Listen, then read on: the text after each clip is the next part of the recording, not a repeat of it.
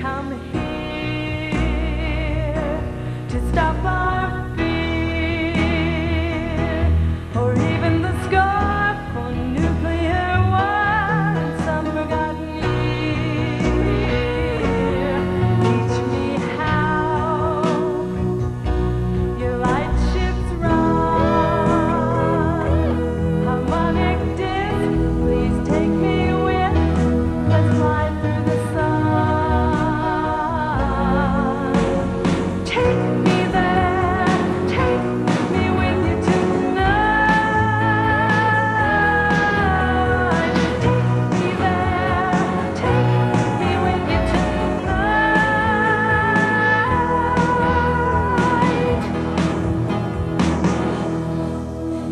It came down low and it passed me by, a wounded star straying far.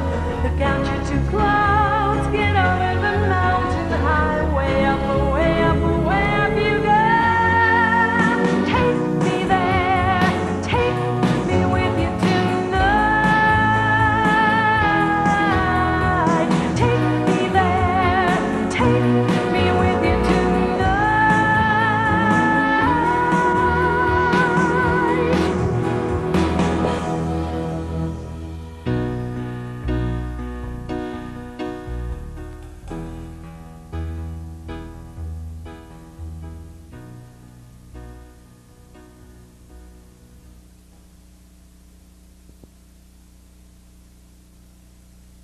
My name is William Cooper. I'm standing on Highway 375 in Nevada, about 140 miles north-northwest of Las Vegas. The mountain that I'm standing on is known as Hancock Mountain, and we are at Hancock Summit. Few people who travel this road, if any, ever realize that off in the distance over those mountains is one of the most closely guarded secrets in the history of the world. And that secret is the subject of this videotape.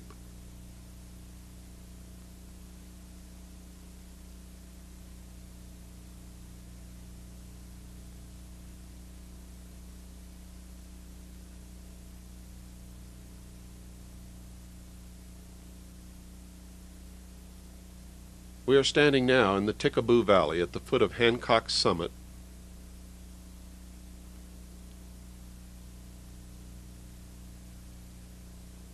Across the valley, approximately in the center, is a ranch owned by Steve Medlin.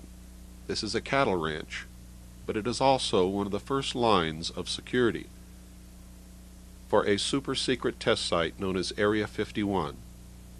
On maps, when you can find it on maps, it is labeled Groom Dry Lake. Until recent years, this area was so desolate that few people ever bothered to venture into it. And also until recent years, there were no small towns anywhere near this area. Appearances are deceptive.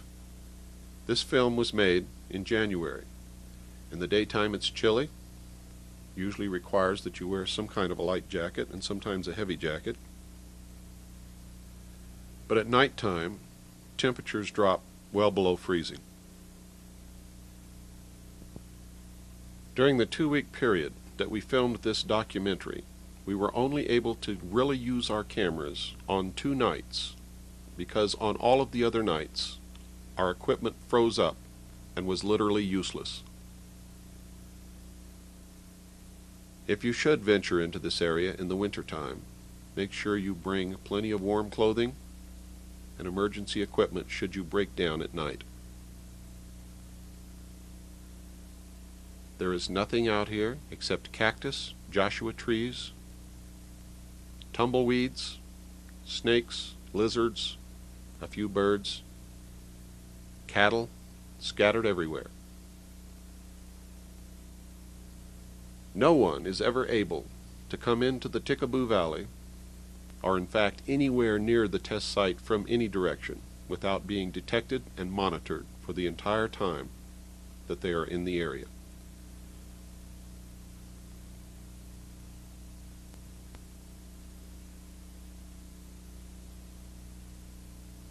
Security is scattered throughout the valley. They belong to a corporation called Wackenhut Corporation and work at the test site on a contract basis. They can usually be found driving four-wheel drive vehicles and will approach anyone who ventures off of Highway 375 toward the direction of the test site. Another one of the observation posts in the valley is located on top of this snow-capped mountain.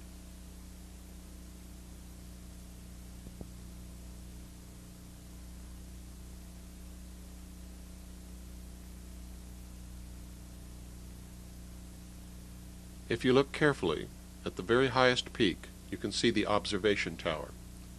Also, if you notice, coming from the left side of your screen, you can see one of the black helicopters that patrols the entire area on a random basis.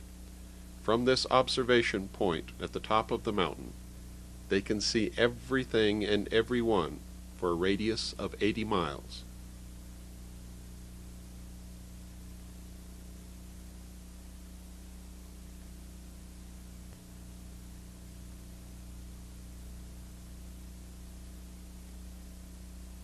Panning out from the Steve Medlin Ranch, you will notice that we are standing at the junction of the dirt road that goes into the test site and Highway 375.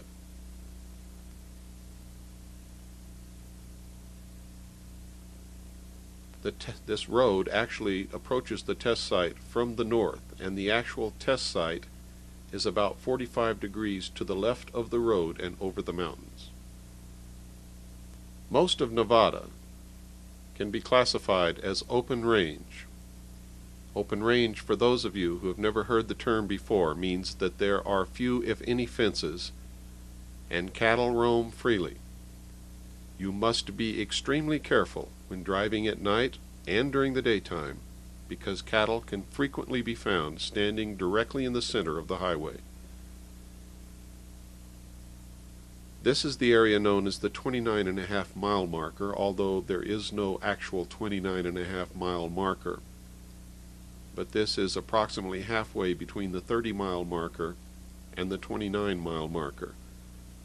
This is the famous mailbox on the side of Highway 375 in the Mojave Desert in the state of Nevada.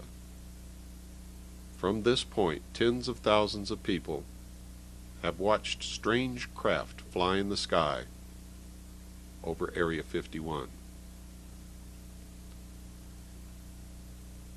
This is the small town of Rachel. It hasn't been here for very long. Most of the people who live here work for the government or for the test site in some way or other. The entire town is made up of mobile homes, RVs, and camping trailers, and there are really only about 2 or 3 permanent buildings. This dirt road eventually links up with another one that is another entrance to the test site. This is the Little Alien, owned by Pat and Joe Travis, and we're going to interview Joe Travis in just a few moments. At the time of this interview, there was quite a bit of machinery in operation, and because I had a very limited time, was not able to wait until they shut the machinery off. So make sure that you listen carefully, because Joe has a lot to say.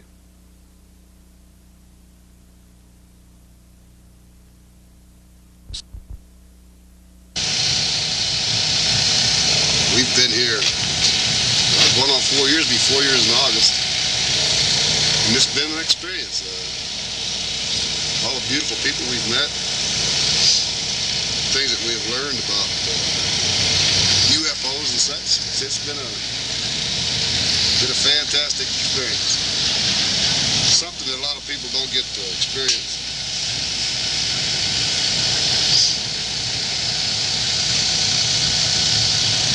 You have a bar and a restaurant? We have a bar, a restaurant. We have rooms available. How many rooms, Joe? We have 8 rooms. There's, let's see, 1, 2, 3, 4 of the rooms have 2 beds in them.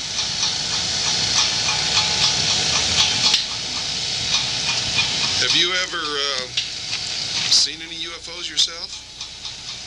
Oh, it was the first winter we were here. At that time, the bar was called the Rachel Bar and Grill. First winter, it was very cold outside. My wife and I were the only ones in the bar. And we were sitting about in the middle of the bar, I'd say. And suddenly a beam of light came through a rear door. Just, well, my best describe it probably like a flashlight going through an opening. Just the light was there and then suddenly it was gone.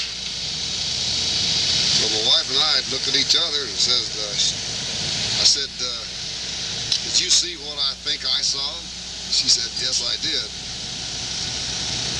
And it was like that, I felt a presence. I don't know how else to describe it. I felt that something or some kind of energy was there. That's the only way I could explain it. So I said, well, come on in, you're welcome. Make yourself at home. Was the door open, Joe? No, the door was closed. It was, like I say, it was very cold outside. It was probably 20 below zero. So this light was actually coming right through the door? Came right through the door. Just an instant right through the door. Like I said, the jam, like a flashlight goes through a door, you know, it light up the jam. And then it just disappeared. And we never saw anything leave. Whatever energy it was, it just came and we didn't see it leave. Never. Do you think there's really some UFO type craft out here in the test site, Joe? Oh, there's no doubt about it. In my mind, well, there's too many people have reported it, and too many people have seen them, and too many people have photographs. So it's just not, it's not someone's imagination. There is something definitely out there. That's my opinion, of course. You know.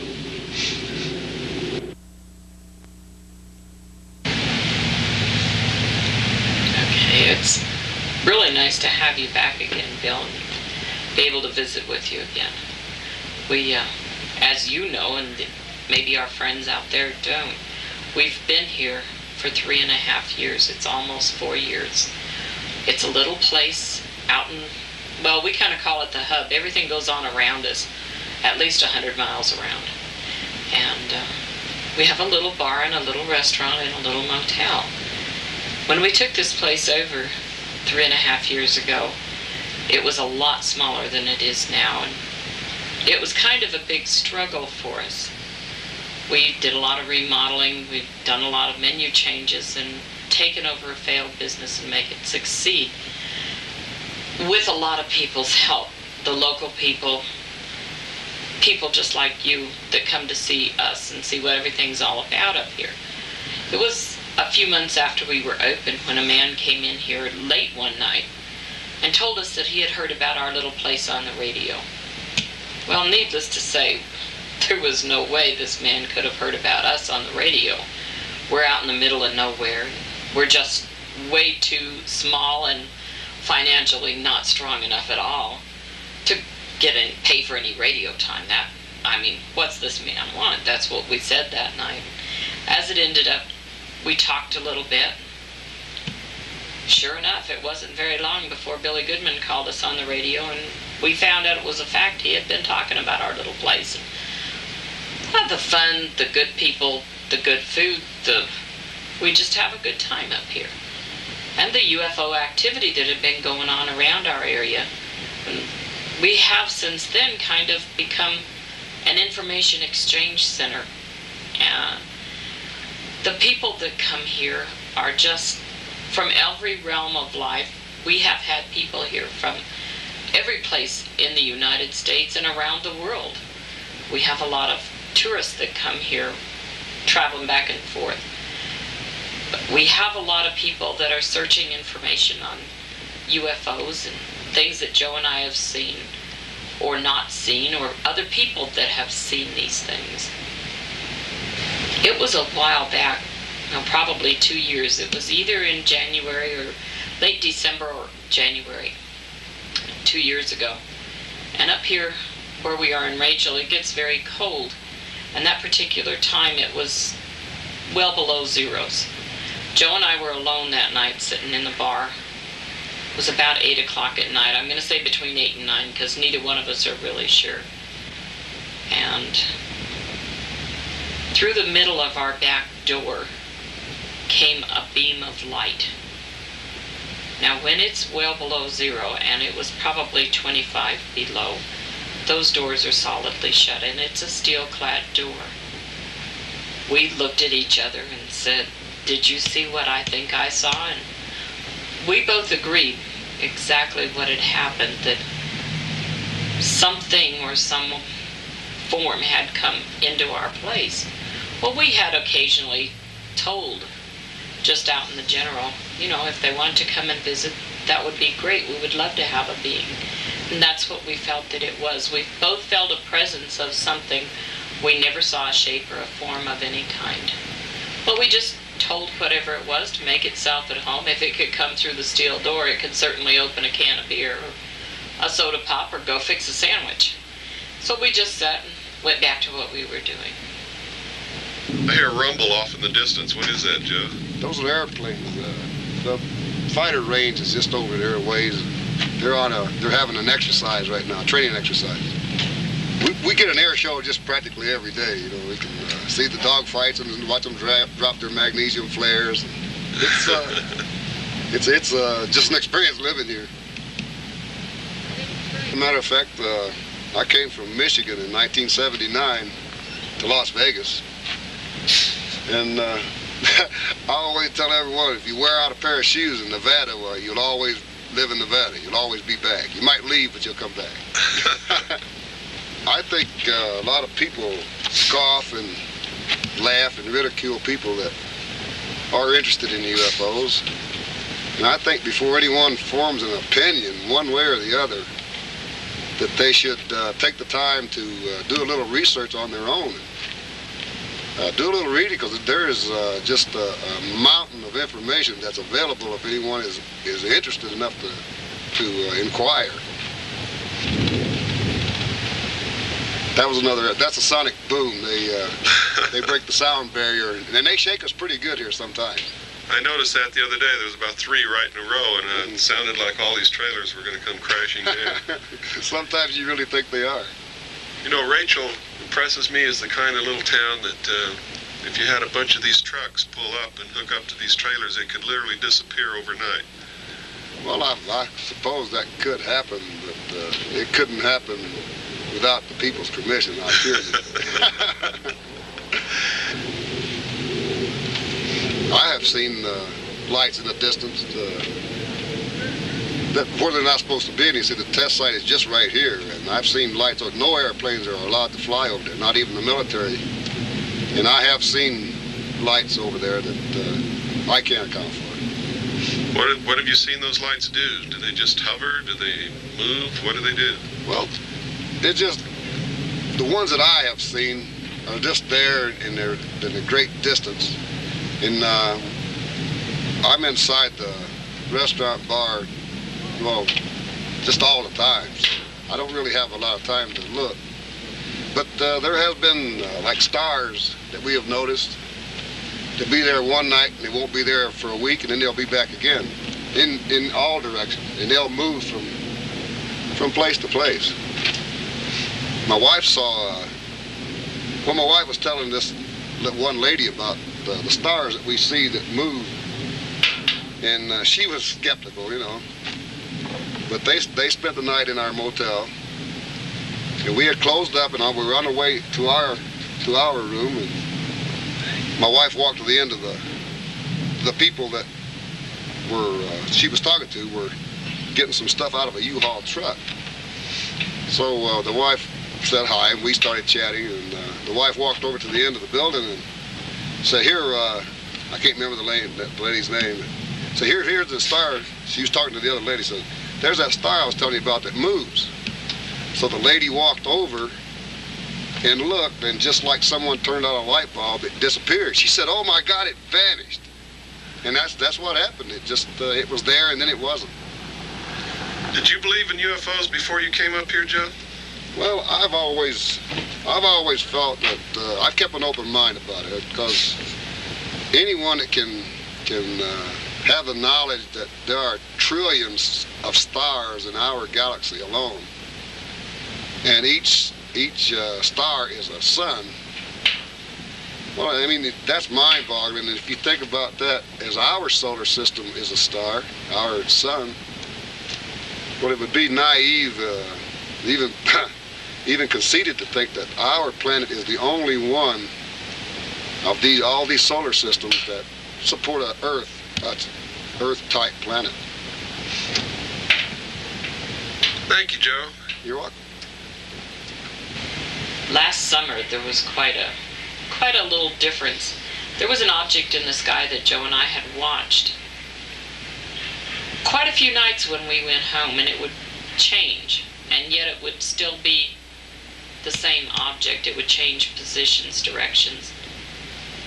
I went to show a couple that had been here, particularly, her name was Susan, where their room was going to be, and I said to her about the object in the sky. I said, it's going to get brighter, it's going to lower, and it's just going to be different. She said, that's Venus. I said, no, Venus is up there, and I showed her where it was, just a little bit further up from this object. And it was about 10 minutes after 10 that night when Joe and I got to go home. And Susan and her husband were outside having to go through the truck to get what she had told me to put by the back door that was in the middle. Well, anyway, I got home a little ways past where they were, and I called to her because this object was excessively low, way down by where the hayfields are. And I called to her, and she got there, and she had just enough time to say, oh my God, it disappeared. And exactly just like that. That's how she saw it, and it disappeared. There was no afterglow. There was, usually if a light goes out, you see something. But there was nothing. It was just total blank. Well, by now, you should have guessed that the secret that we're looking for is what the public generally calls UFOs. But that's not the only thing that you can find in the Mojave Desert in Nevada. There are many old abandoned mines, mine shafts, mining equipment, and a lot of it is dangerous. Be very careful if you come out here and you find these old mines. The shafts can collapse at any moment. In 2 of the mines, I actually found dynamite that had been left. This valley looks like it's empty, but just follow the camera and it'll zoom right in on the remnants of an old mining town. This whole valley is filled with the ruins of rock homes, mines. Who knows who lived here? But as you can see, it's just at the top of Coyote Summit above the little town of Rachel. I found this old ghost town when I was looking for a vantage point from which to view any portion of the test site and to watch the aerobatics of the fighter planes. 110 miles in that direction over those mountains is the little town of Tonopah and the Tonopah test site.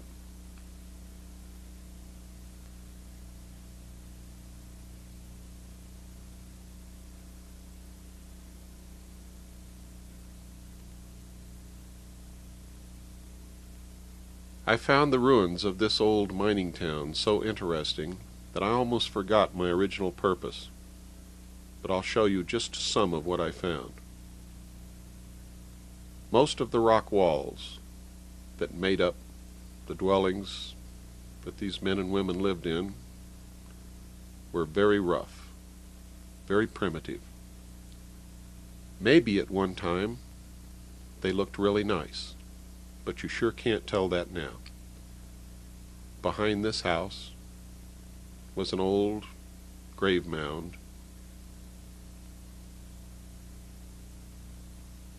the marker long since gone. No way to tell who was buried under that pile of rocks.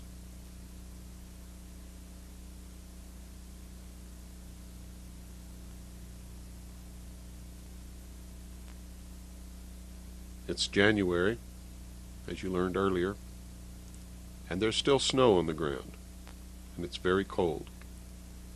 In some places on the dirt roads where the snow is melting, if you don't have a four-wheel drive vehicle, very likely to get stuck.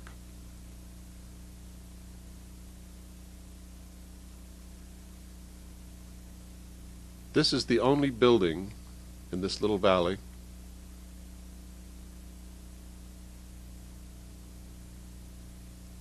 that is still mostly intact, although falling down.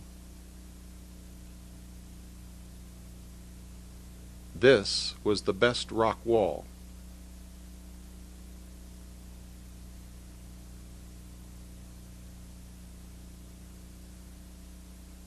I soon discovered that I had to be very careful as I walked around these ruins. The ground was deceptive, and there are many holes just lightly covered by dirt and old rotten wood. And this is one of them.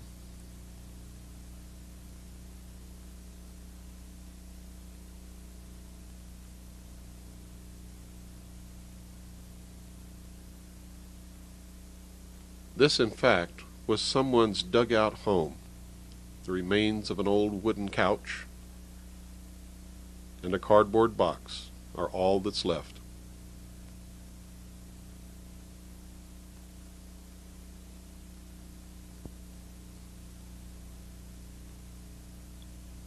This spot was extremely dangerous. You can see that there are mine shafts under the ground, covered by rotting wood and dirt, and all one has to do to disappear forever is just step in the wrong spot.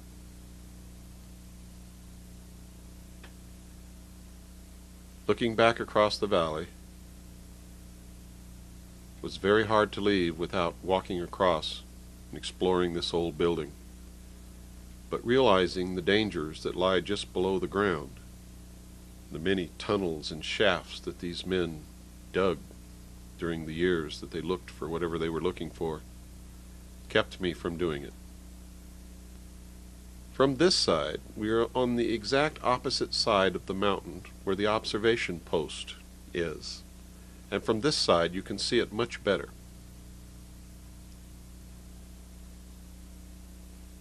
You can very clearly see the observation tower at the top of the peak. And now it's time to go down and wait for sunset at the 29.5-mile marker and see what we can film over the top of the test site.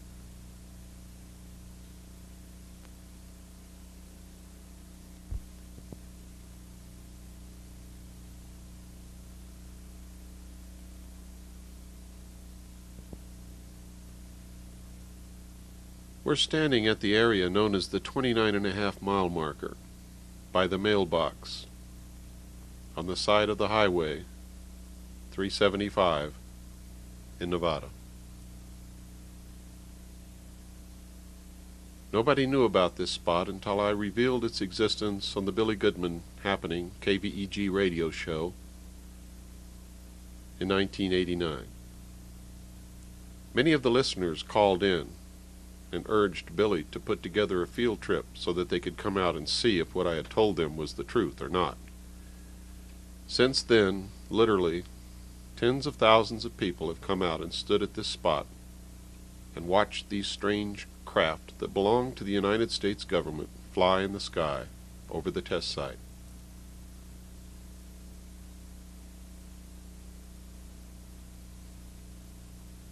We're panning the camera in 360 degrees so that you can see what it looks like just after sunset in the desert.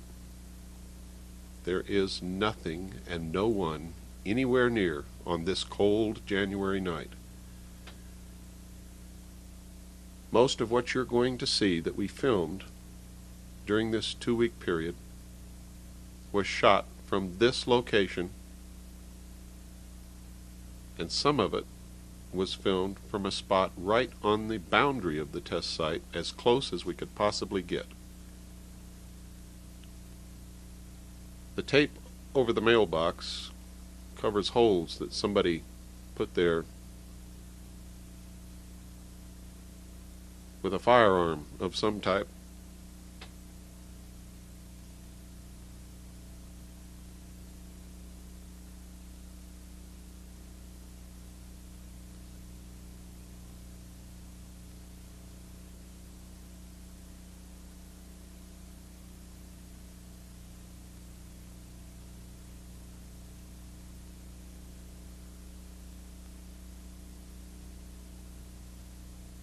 Very soon it will be dark, below freezing, and no moon. What you're watching is one of the fighter planes streaking across the sky. Training exercises and dogfights are conducted in this area frequently. Every day, while I'm asleep, these planes conduct their exercises, and I'm awakened on many occasions by sonic booms. If you'll watch closely, coming from the left side of the screen will be another fighter plane, and you can see how good these pilots really are as they literally come head-on and meet in midair.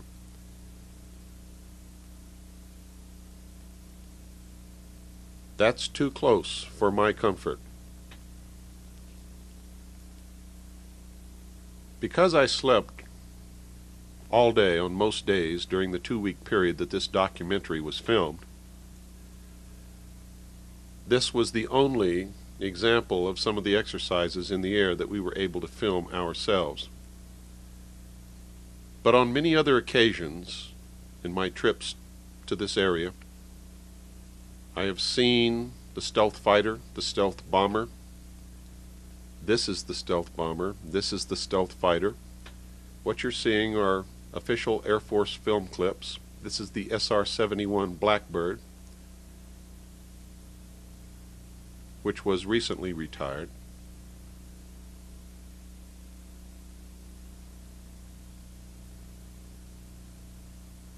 This is the B-1 bomber. I have seen the B-1 bomber literally flying approximately 100 feet above the ground across the Tickaboo Valley. I have seen the stealth fighter, the B-2 bomber, several MiGs, all kinds of the latest fighter aircraft. And you can see all of these things too if you venture out into this area of Nevada.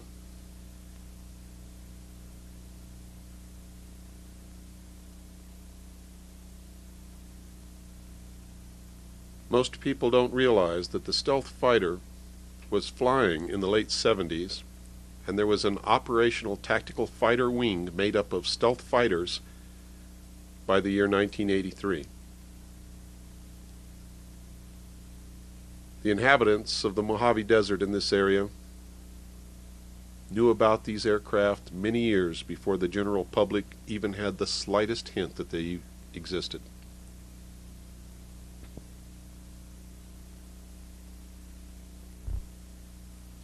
Hi, my name is Ron Wilkin. I'm from Reno, Nevada.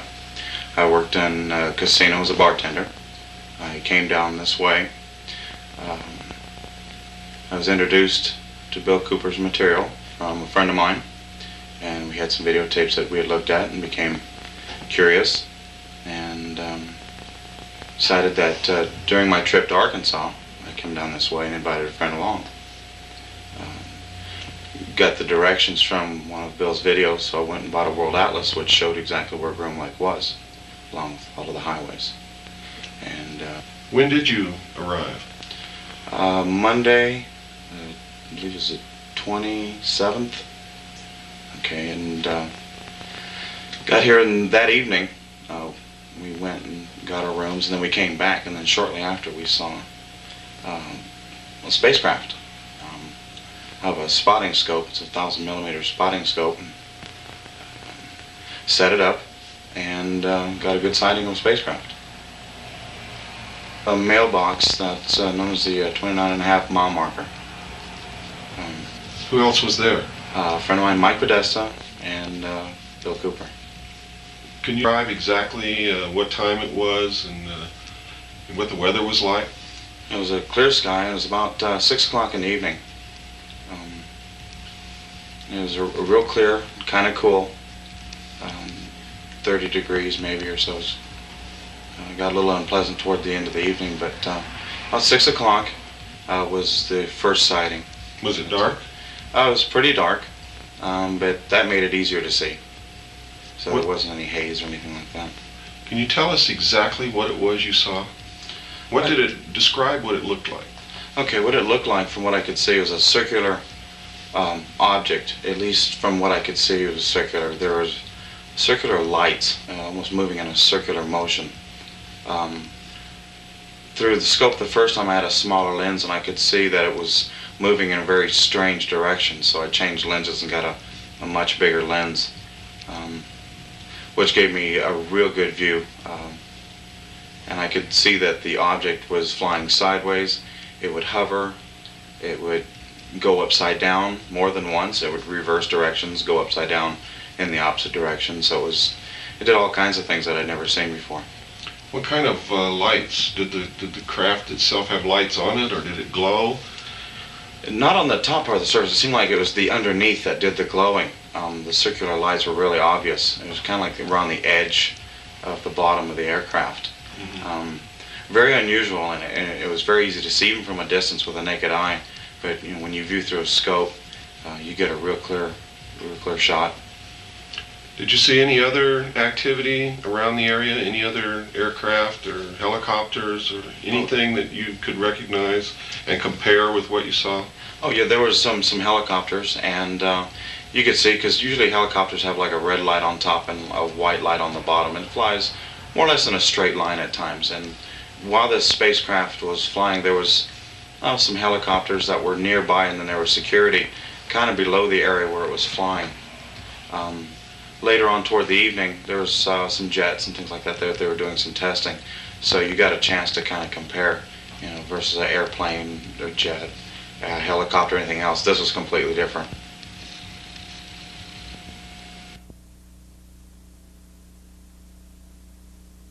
On the first night that we were able to film the craft in the air, I thought it would be important to film some other things that people might think to confuse with what they were seeing. What you first saw was the brightest star in the sky that night, Sirius. What you're looking at now are the headlights of one of the security vehicles approximately 8 miles distant from us.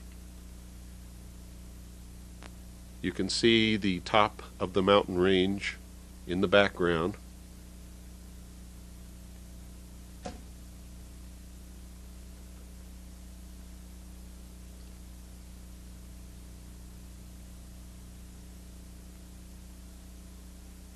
It is really very dark, and that is what most people would commonly call a UFO. Through the binoculars, it is actually almost saucer-shaped and looks very much like the drawing in the back of my book, in the appendix, my book, Behold a Pale Horse. This vehicle is moving at an unbelievable speed.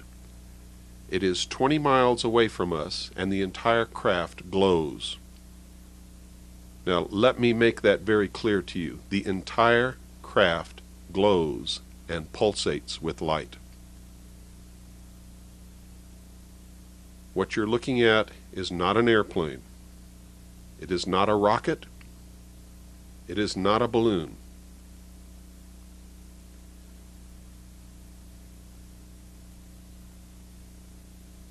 In a few moments, you're going to see some very small blinking or strobing lights. Those lights that you are going to see are aircraft and helicopters that are accompanying this craft on its test flight.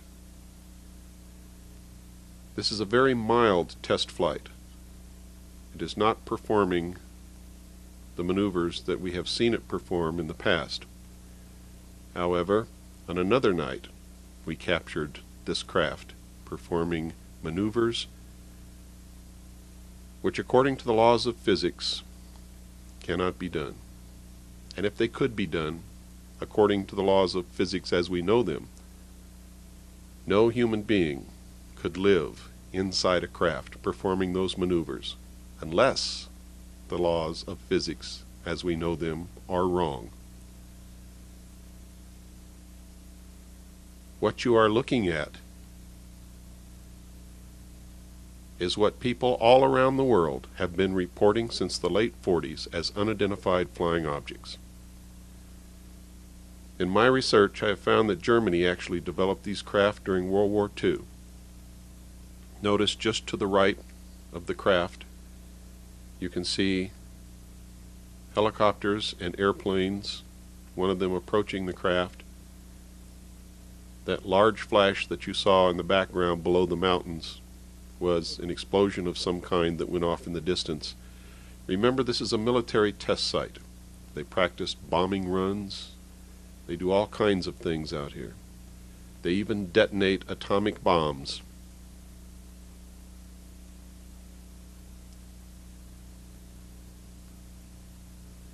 See how small the airplanes and helicopters are compared to this craft?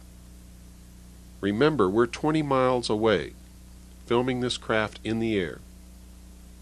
The horizontal movements, the real rapid ones, are when I'm panning the camera to keep it in the frame. At no time ever do I move the camera vertically. What you are seeing there is the craft making those maneuvers on its own. The only movement of the camera is horizontally to keep the craft in the frame of the video camera.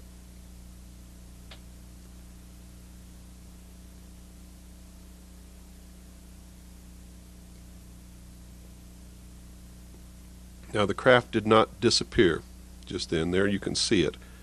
However, you have to understand that the viewfinder on the video camera is so small, it's about a half-inch square, that in the pitch black darkness I lost it, and I'm now trying frantically to get it back into the viewfinder, and there it is. This craft is huge. The entire skin of the craft glows like a light bulb. And it has now completed its test flight. It is going back into the test site at Groom Dry Lake, Area 51. It is not descending into the area known as S4. Don't pay any attention to all the baloney you've heard about that. Well, you saw the brightest star in the sky, Sirius. You also saw the headlights of the security vehicles. These are flares off in the distance. You can always tell flares because they leave smoke trails in the sky. Those of us who served in Vietnam are very familiar with flares.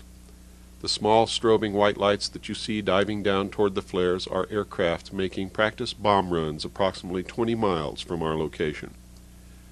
We could actually hear the muffled explosions all the distance.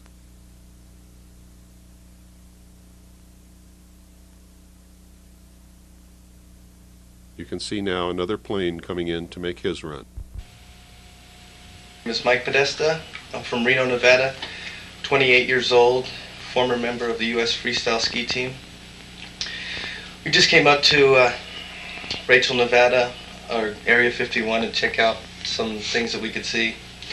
We were up here for about 3 days or 3 nights, and Monday night, the first night we were out here, we've seen some very unusual things. From a distance, at the 29.5 mile marker, I could see lights, not too distinctive, but looking through Ron's lens, which is like a telephoto or a telescopic lens, I could see a craft.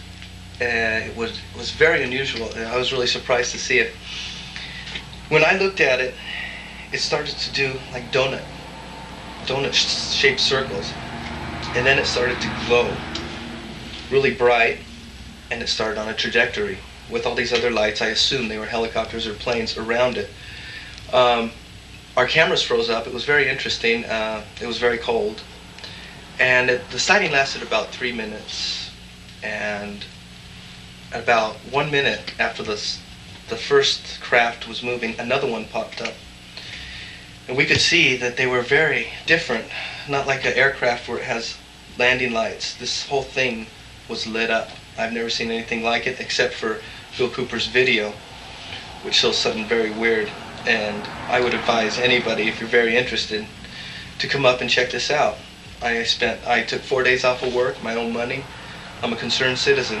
I really wanted to see for myself, and you can too. Just go out there and look for yourself. It's easy to find, and it's worth your while. Just 3 minutes of a sighting made my whole trip. Did you have any doubts before you came that it might be just a bunch of baloney and maybe you wouldn't see anything at all? No, I didn't. After seeing so many things on, so many photographs and video footage of Bill Cooper's and also some other footage, I knew something's going on, but I really did come down here to see it with my own eyes. And I did. And I was amazed. So you know beyond any shadow of a doubt that they're testing some totally unconventional and unorthodox type of aerial craft in what's called the Groom Dry Lake facility. Definitely. You know, I think of when people say UFO, an identified flying object. Well, it's over a military facility, so I would identify it as a government craft. Definitely doing things that I don't know how any kind of human would survive the maneuvers that this craft was performing.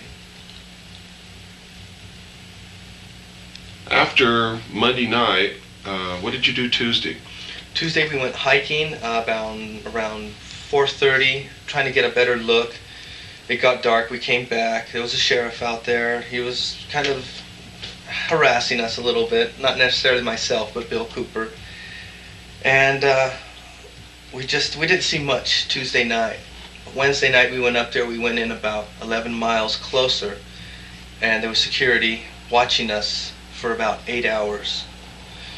These other guys, they went up and tried to get some photos of the Area 51 Groom Lake, and they did. And we didn't see much, a little bit here and there, not as clear as Monday night. But Monday night was my night. But at one point, I did see something last night. We were all looking at it. And it was traveling like this, and it zipped back the other way and traveled. I don't know if an airplane can do a circle so fast, but it looked like it stopped, reversed, and it did it a couple times.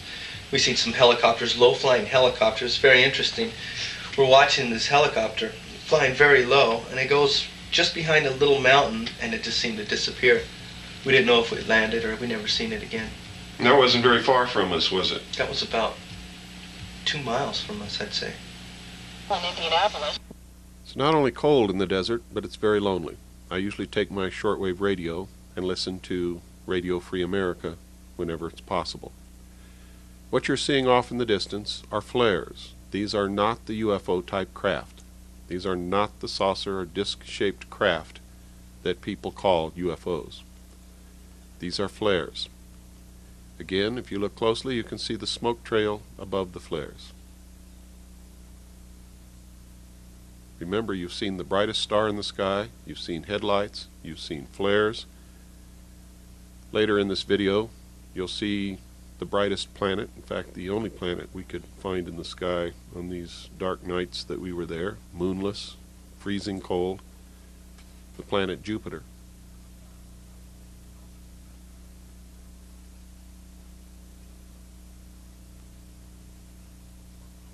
We wanted to make sure that you could see everything that people could possibly say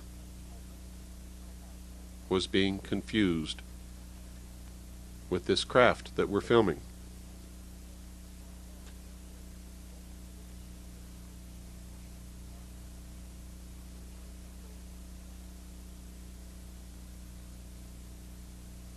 This is the planet Jupiter.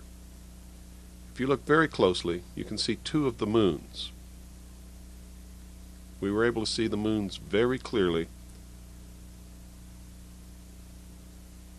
through the lens. Now Jupiter has many more moons than 2, but on this night 2 were all that we were able to see. Notice it's not moving. Notice that Sirius didn't move, although it did flicker. The headlights moved, but they were below the mountains. This is what we came to film. This is the most incredible flying machine that I have ever seen in my life. You will see this craft on this night make maneuvers that, according to the laws of physics, are absolutely impossible to make. Now, through the binoculars, this looks like a metal-skinned craft, but the entire skin of the craft glows. What you just saw there was not the craft. It was an attempt to bring it into better focus.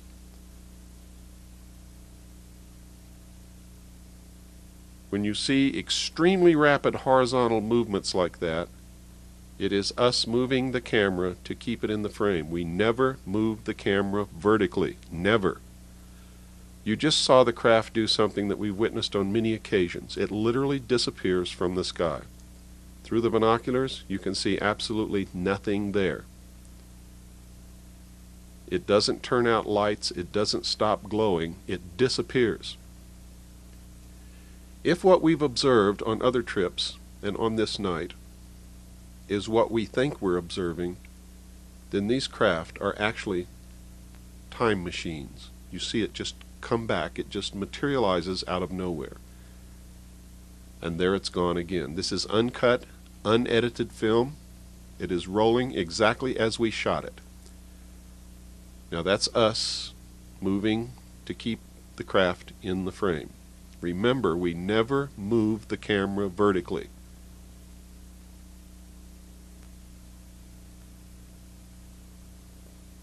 Now it's gone again. Through the binoculars, it literally disappears from the sky. It is not in this world anymore. I don't know how to explain it. I don't know what to tell you. All I can tell you is what we saw and what we filmed and show you.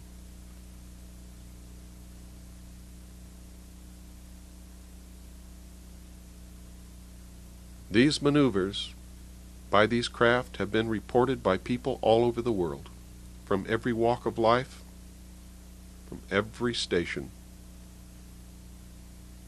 from every economic situation, from presidents and leaders and rulers of countries,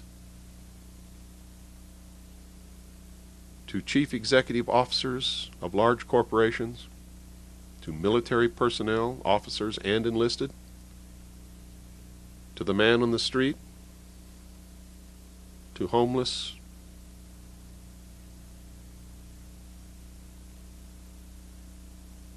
primitive tribesmen who have never read a UFO book and have never heard of UFOs have reported these craft. You just saw it disappear. You just saw it blink back on and disappear again. We have no way of knowing where it goes. We cannot explain this. But we can tell you, beyond any shadow of a doubt, that these craft belong to the United States government and are flown from a super secret test site owned and operated by the United States government, which the government denies exists. You will also see that test site in this video, filmed for the first time from a mountain overlooking the area. This is the only film of its kind ever taken. This is a historic video. This is a historic film. Not just this section of the film, but the one that you saw previously, and the film that you are going to see later in this videotape.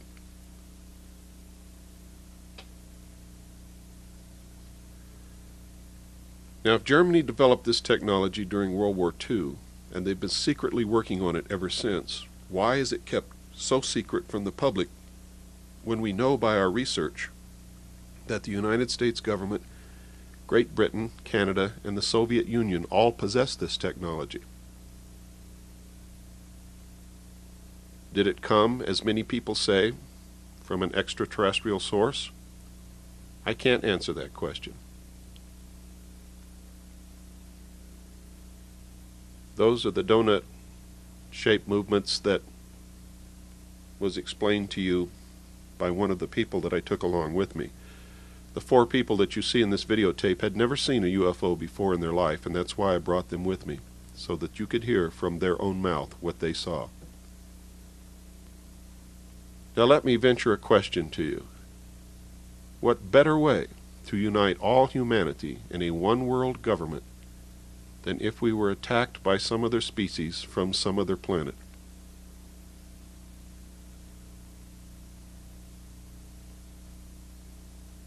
Does this some other species really exist?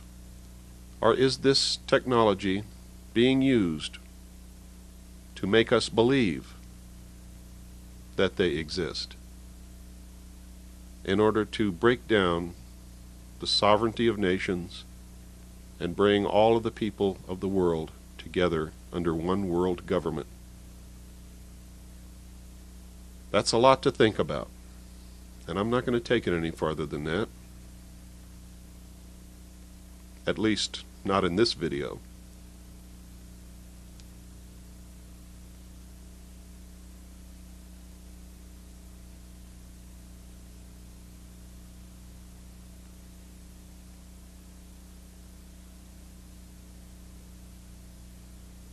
Remember, this film is uncut and unedited.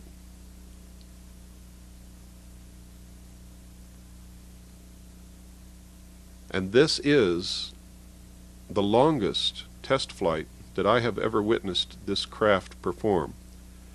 We were also extremely lucky to be able to get this footage because on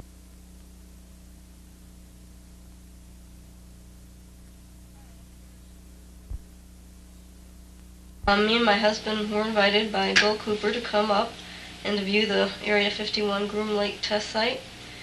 We came up Monday night. We happened to pass Bill on the 29.5-mile marker going to the Little Alien, and we didn't really realize he was there. Anyway, we got into town and we didn't do anything that night. And the next day we went up into the mountain area where we were right before the mountain that you're supposed to climb, and it was a little late, and our 2 buddies, Ron and Mike, decided to trek off and try to climb the mountain. And as it turned out, it got too dark and they couldn't see a thing. And they were lost for quite a long time. And me and my husband and Bill were up on the hill, and we were watching how the security kept coming back and forth and in and out of the test range area, and watching us quite concerned. And as it turned out, some security officer came out and checked out the vehicle, and because it's the federal land, I believe, that we were on, they called the sheriff. And as it turned out, the sheriff came out and basically asked us to leave, but Bill pretty much stuck up for the whole situation and told us that, told the man that we weren't supposed to leave because this was federal land and we could stay there. So as it turned out, he kind of made up an excuse that we had to move our vehicles away from a watering hole where the cattle come, and we got to stay longer. And as it turned out, during this time, Ron and Mike finally found their way up after probably 2.5 hours of being out in the desert, and they were freezing and tired and what have you, but it was quite an experience, I'm sure, for them.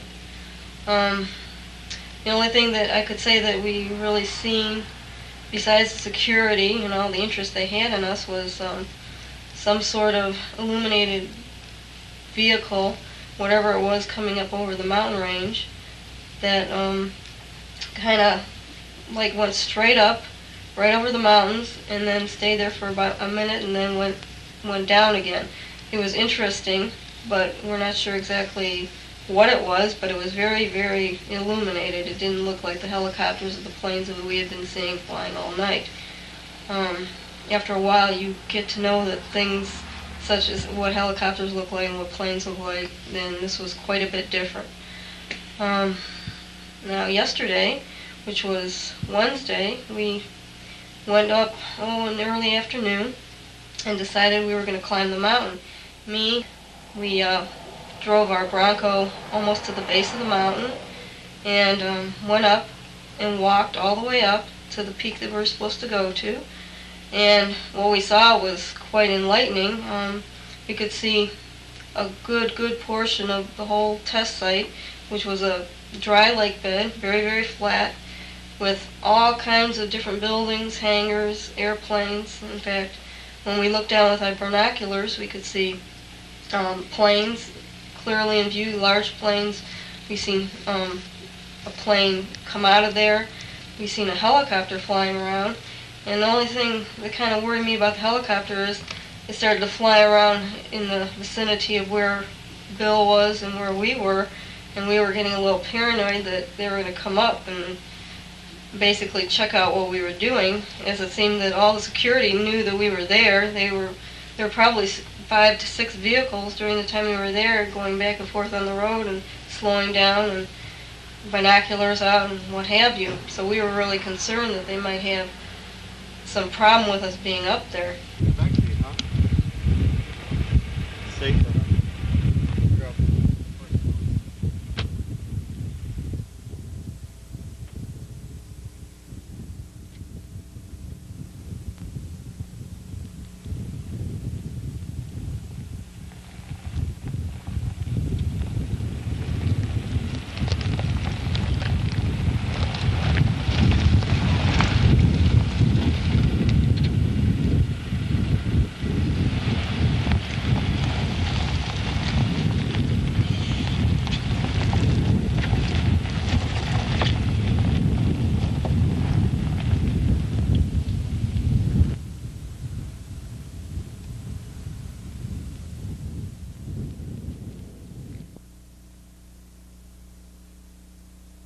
Well, there they go, off into the desert.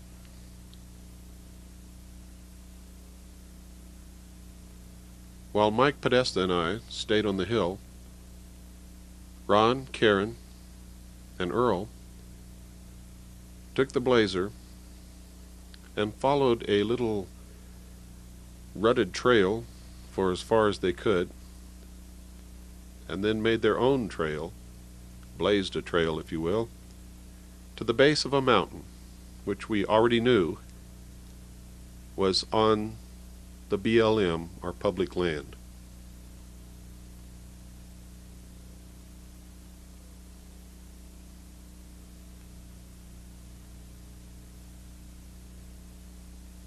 Right in the center of your screen, just over those rocks, is their four-wheel drive Blazer. They are literally picking their way through the cactus, the rocks, the tumbleweeds. Again, they are just a little below the center of the screen.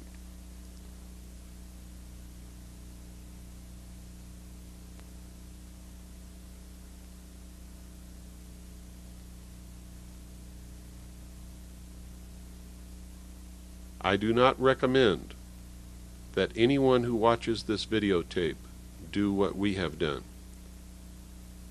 It is extremely dangerous.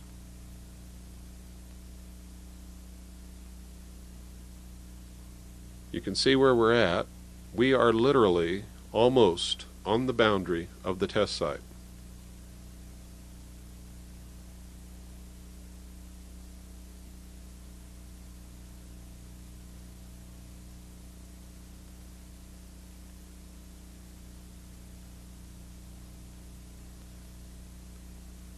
I'm going to pan around so that you can get some idea of exactly where this section of the documentary was filmed. Down at the lower part of the screen you can see the water hole that the sheriff made us move our vehicles 1,000 yards away from in the middle of the night. We won the battle because he told us we had to leave the entire area.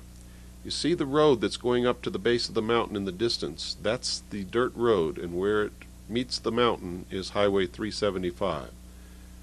We're approximately 12 miles from the highway at this point.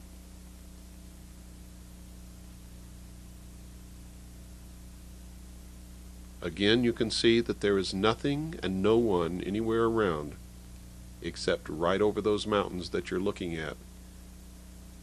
It's one of the most super secret test sites in the United States of America.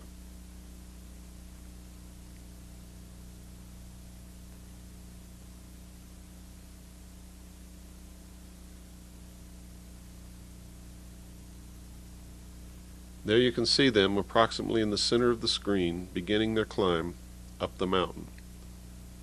It took them quite a while to reach the top.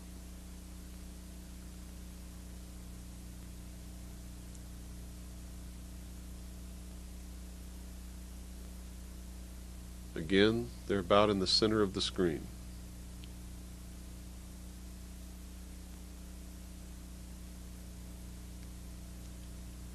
This is a 30-to-1 zoom lens, and the heat rising from the desert floor on this warm day, the only warm day that we encountered in the entire 2 weeks, distorts the image. When we hit the digital and go to 60-to-1, you'll see that the combination of the wind, and it was very, very windy, the wind buffeting the camera and the heat rising from the desert floor seriously deteriorates the camera image.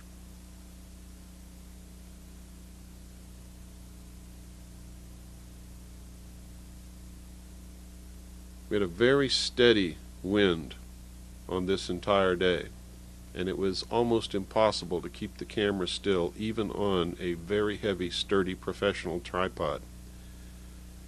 Well, they've reached the top, and the first one who was up there, who's sitting on the rock, was Karen, and she never let the other two live it down for the rest of the time that we were together. Her husband, Earl, was last.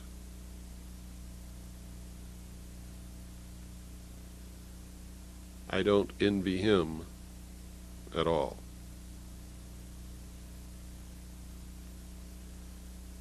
Now you can see exactly where they are. From that vantage point, they were able to look right down in and view the entire test site.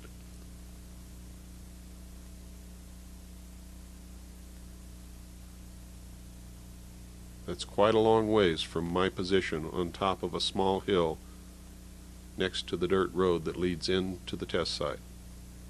The actual border of the test site at this point is no farther than 3/4 of a mile from our position.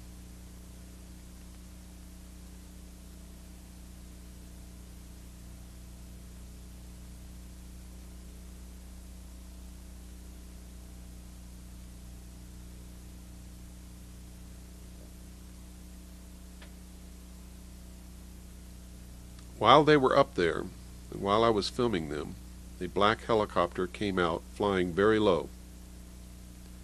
They were actually looking down upon the helicopter from their position on top of the mountain. All of them were astonished when they saw the helicopter disappear. From my vantage point, I saw that it did not disappear. It actually flew into an opening in the mountain, which opened up before it as if by magic. I felt as if I were watching some science fiction film as this helicopter flew into the mountain, and then the doorway closed back upon it, and you could not even tell that it existed. What you're viewing are security vehicles who dogged us the entire time. We were never without our shadow the whole time we were out there. The shadow, of course, was the security personnel.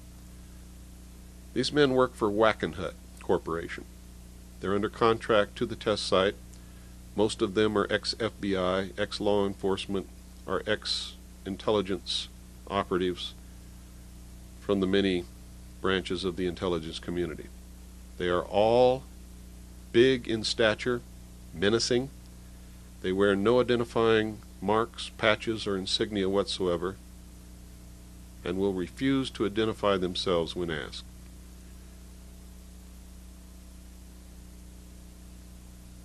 These two drove up and wrote down the license number of our vehicles.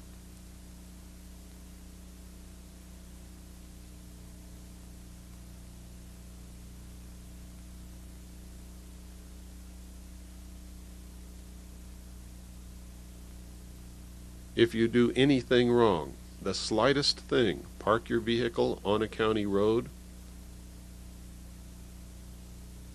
if they run your license plates and find that you have warrants outstanding, anything, they will use the slightest excuse to call the county sheriff to come and either arrest you or order you to leave the area. Your only weapon is to make sure that you do not do anything wrong, make sure you know the laws, make sure that you are on public property, BLM land at all times, and make sure you know what your rights are. These two guys parked out in the desert, facing directly at us, and watched us and filmed us with cameras and watched through binoculars the entire time that we were on the hill. They were under the impression that we could not see them, but they underestimated the power of our telescopic lenses.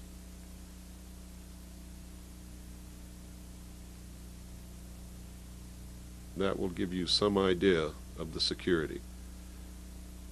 Well, you can see our intrepid climbers coming back down the mountain, and you will hear from one of them now.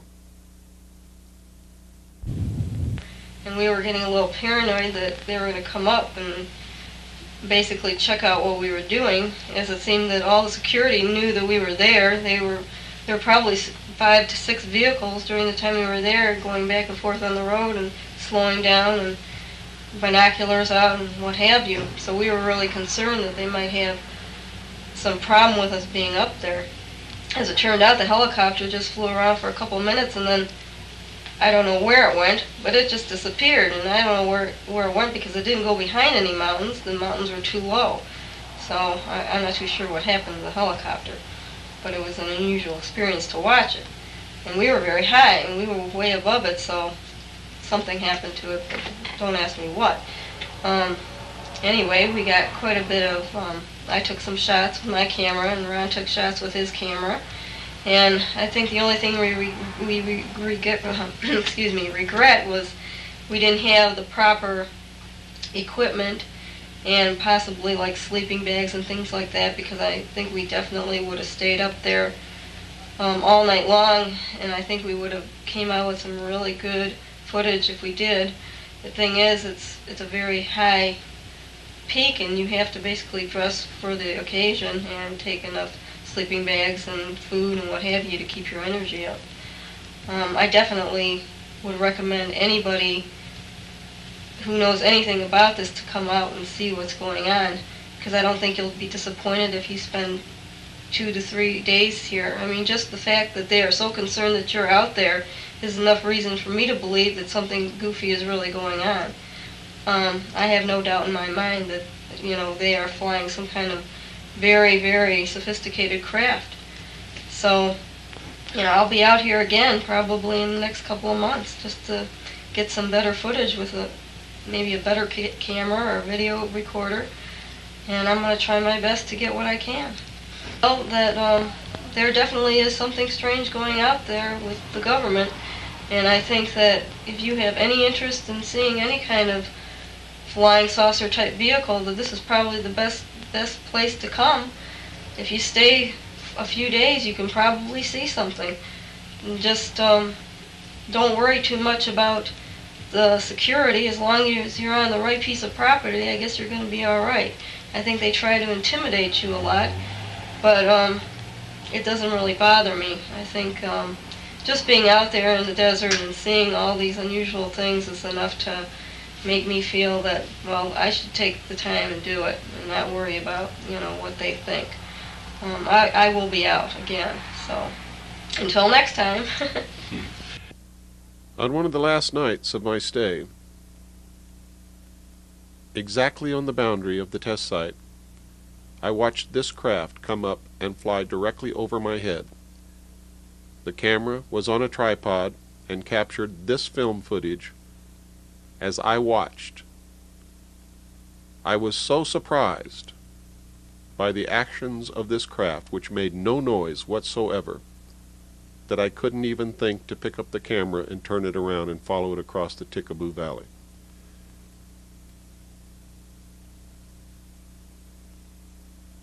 It was shaped like a flying wing, what's commonly called a boomerang-shaped craft, made no noise, and had white lights all along the leading edge.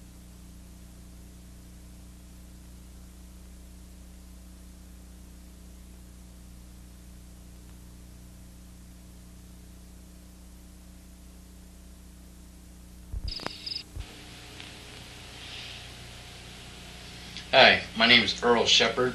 I'm from Pinckney, Michigan, and I'm here with my wife. I was invited out to Area 51, which is also, excuse me, Groom Dry Lake by Bill Cooper. We came out here Monday. We didn't see anything Monday due to the fact that we were trying to catch up with Bill, but we came out Tuesday evening. It was about 8 o'clock. We were sitting up on a hill area, and we were sitting in the truck because it was very cold. And I looked out the window, and I seen a craft. I couldn't identify it or the outline of the craft, but it was very brilliant. It came up above the mountain range. It stopped in midair. It moved right slightly and then went back down, and I didn't see it after that.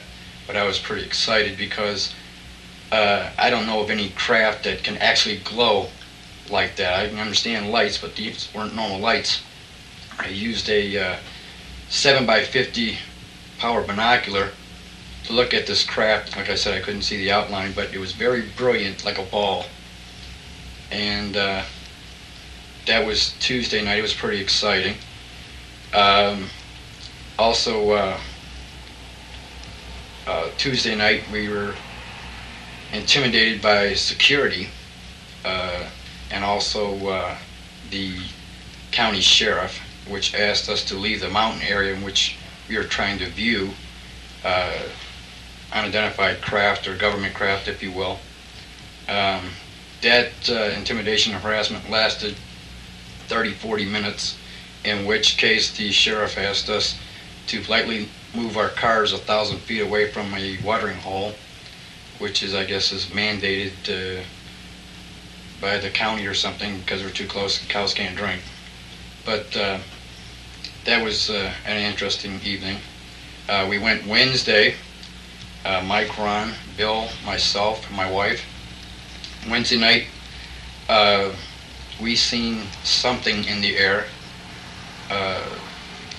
It was a craft that was not illuminated. It was metallic, and it moved in strange and erratic patterns that I can't describe of any aircraft, even known government aircraft such as our Air Force uses, or commercial aircraft that can move in this manner. The reason, or the way I spotted it, is I was looking through my binoculars and it kept like twinkling, but it was moving in an erratic pattern, such as it went up, then moved right, moved left, and it spun, and then it went down. And through my binoculars, the reason I spotted it is because I was out of focus and I made it look like a silver ball. And then when I focused in, I can see a very little faint light, and this light was moving in a horizontal and vertical pattern, in which there's no known aircraft that I'm aware of that can move. We also climbed the mountain. We went on top of the mountain. We looked down in Groom Dry Lake. We seen 4 military C-130 type aircraft. We seen jets, helicopters. We seen hangars. Lots of security out there. We also seen that they have 4 very large holding fuel tankers that are behind the hangar area. The area is very vast. It's very, very large. It's hard to visualize how big the area is, but just given in miles, I'd say it's like 4 or 5 miles wide. Looking through my binoculars, that's an estimate. While we were up there, also a helicopter came out between the mountains. We don't know where it came from. It came from behind the Groom Lake, or at the end of the Groom Lake area. It came out, it circled a couple times, it came towards us about a mile away from us, and then flew in. It flew low into a mountain range area and then disappeared. In fact, it was before the mountains. It didn't appear that it went into the Groom Lake area, but it disappeared and never came back up, and we were kind of scared because we were up on the mountains looking into the test site area. We had some pretty good view up there, and we also seen low-flying aircraft doing maneuvers. Other than that, we really didn't see anything other than the aircraft that I described in the evening. If you're going to go out there, I would strongly advise taking some good winter warm clothing, a compass, some good flashlights. You need to set up some kind of signaling within your party so that you know what's going on, emergency signals, and take the proper equipment to be able to view in sight, because it gets very cold out there, and it can be lonely and boring out there in the desert, but make sure that no one goes off on their own, and that because it's so easy to get lost. And that's about it. If you go out, don't go out alone. Come down to area 29.5 mile area where the mailbox is. Come and view for yourself. Like I said, take somebody with you, wear warm clothing, and stay a few nights. You might not see anything the first night or second night, but come down and see for yourself, as I have. I'm pretty amazed at what I've seen. Really amazing. I'm coming back. I hope you invite me back out here again, Mr. Cooper. This is a satellite photograph of the Groom Dry Lake area.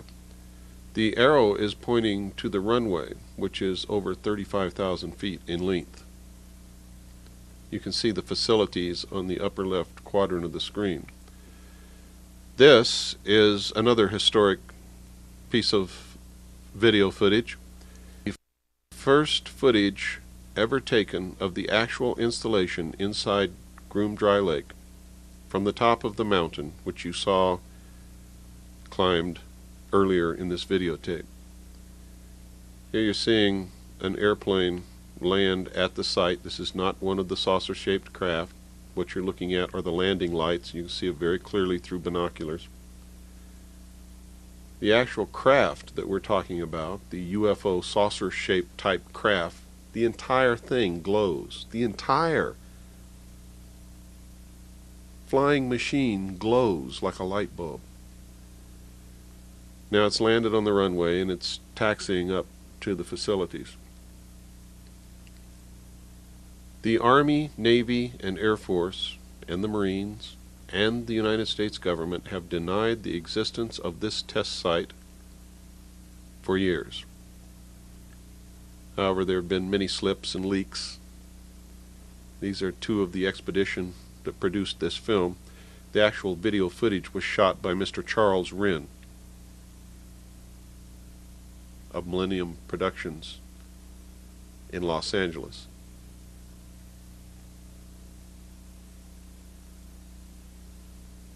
You can see that it's a little grainy, but we're very lucky that Charles Wren gave us permission to use this film in this video. And I might remind you that beggars can't be choosers.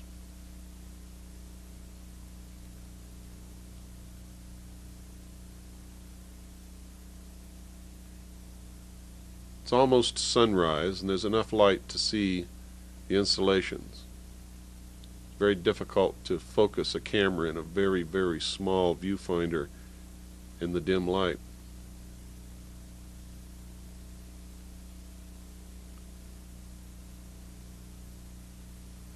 That's the road down there that comes from the base of Hancock Summit, Highway 375, all the way into the test site. It's one of our expedition members sleeping on the job. Another one with his binoculars standing lookout.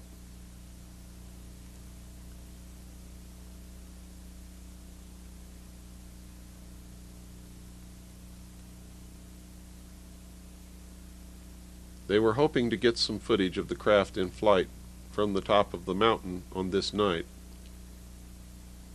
but the only thing that flew in the air was the plane that you saw land on the runway.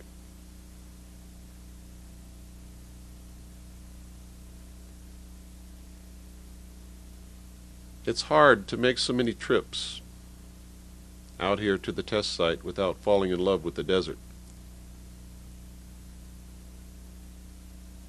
I've come to realize that the desert is one of the most beautiful, fascinating geographic landscapes that there is.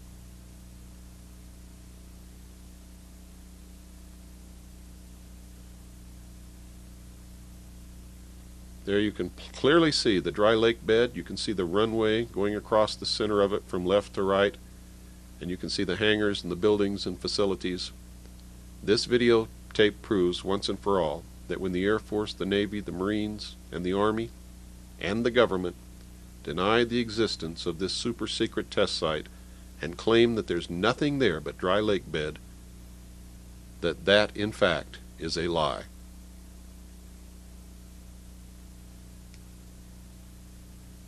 The man on the right is Gary Schultz. Later you're going to see a photograph that he took of this craft in the air.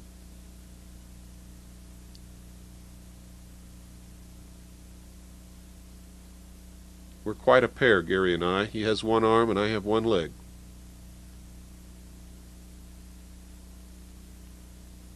One more sweep of the horizon, one more peek at the test site.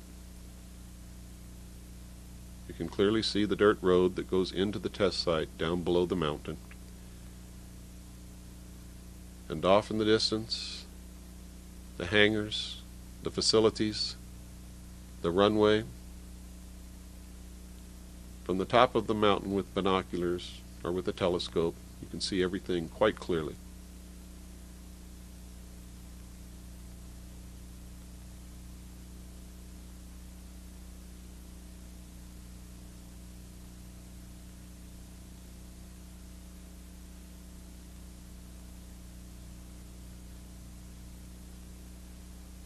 This is some type of construction that has marred the landscape and appears to have entrances which go underground. We were unable to identify the exact nature or purpose of that installation. Now, if you follow the dirt road from Highway 375 at the foot of Hancock Summit, this is where you will end up, and you must go no further than those signs. This security vehicle was waiting for us like a spider, and as soon as we drove up, they began coming toward us. But they stopped as soon as they saw that I had a video camera on my shoulder. These men who work for Wackenhut Corporation do not like to be videotaped. They do not like their picture taken. Those are the signs. I would advise you to stay as far away from those signs as I am standing as I make this video. If you cross the line between those signs, or any line that makes up the boundary of the test site, you are fair game and could be charged with espionage, could be arrested, and as far as I know, maybe you could be shot. This is the gate of the Medlin Ranch, and here you can see the ranch. There are quite a few trailers on this ranch, and we've watched many of the security vehicles drive up. The occupants get out, go into these trailers, and not come out for several hours. We deduce from this that the ranch is a front for the security. At night I have driven down the dirt road toward the ranch, and a brilliant white light comes on top of one of these poles and alerts everybody in the valley that someone is on the dirt road.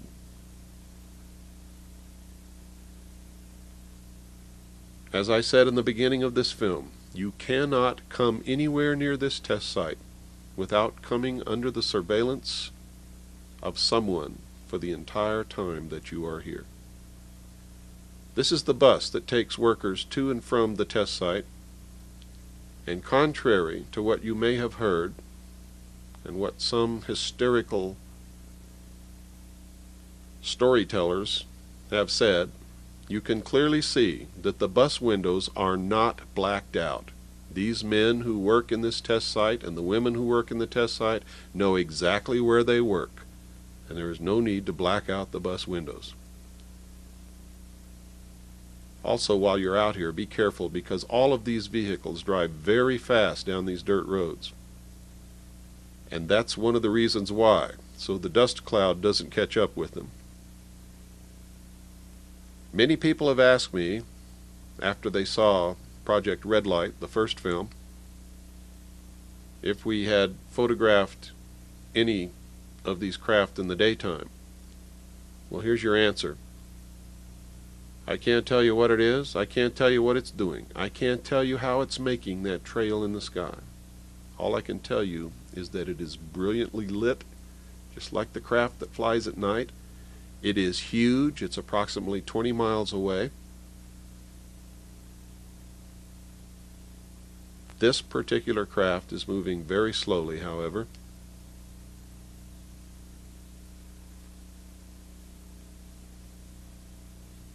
We suspect that they produce some kind of electromagnetic field which literally ionizes the air. Whereas it looks like the entire skin of the craft is glowing, it may be that it is ionizing the air, and it is the air that is glowing. Now that's just a supposition. I don't know that to be fact. Now watch what happens here. These things are absolutely incredible. When I was attached to the Office of Naval Intelligence many years ago, I learned that whatever you perceive as the state of the art of any technology in the public sector, that they are at least 50 to 100 years ahead in secret. This videotape should prove to anyone who watches it that science fiction is no longer fiction, it is science fact.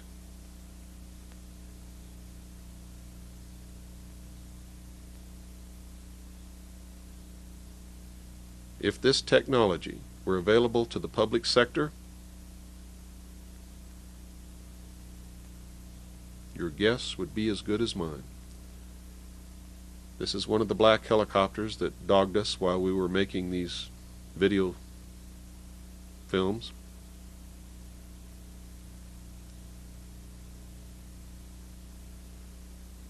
We saw this in the sky, and it probably is a natural phenomenon, but it was just too unusual to go unfilmed. It is a large Roman numeral 6. This is what's commonly known as a cigar-shaped craft hovering above the test site in daylight. You can see that it's right under the tip of that white cloud. It is metal. Through the binoculars you can clearly see that it is metal. It moves out from under the tip of that white cloud and actually moves sideways into the cloud bank behind it after moving some distance to the left. You will watch it move to the left out from under the small cloud that it's sitting under, and then you will see it move away from the camera, directly away from the camera, and into the cloud bank behind it. It is a huge metal, unconventional type aircraft, and that's the only thing that I can tell you about it, because it's the only thing that I really know. I cannot tell you how these things are propelled. I cannot tell you what makes them work. I can't even tell you where they really originated from. but I can tell you that ones that we have filmed out here in the desert belong to and are operated by secret agencies of the United States government. And we know from our research that they are also owned and operated by the governments of Canada, Great Britain, and the Soviet Union.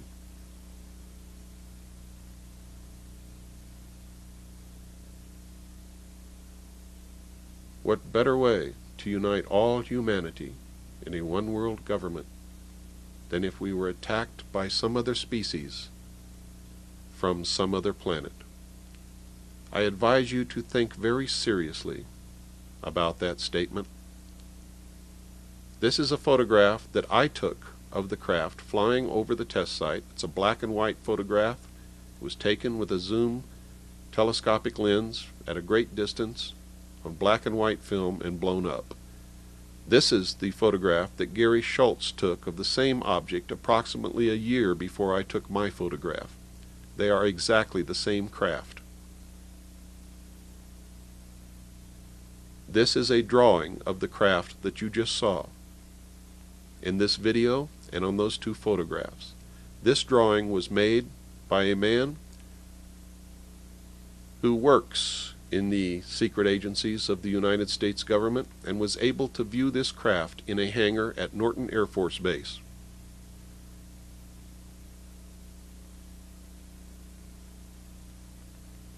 This drawing and one of the two photographs you just saw are included in the appendix of my book, Behold a Pale Horse.